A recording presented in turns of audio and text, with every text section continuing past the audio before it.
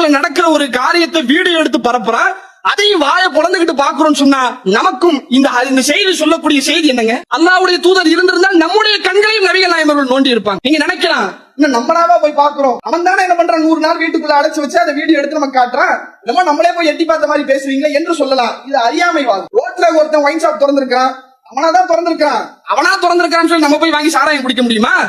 அவன் செய்யத்தான் செய்வான். நம்மையே அதை பாக்குறோம், நம்மையே அதை ரசிக்கிறோம், நம்மையே அதுல போய் விழுகிறோம்.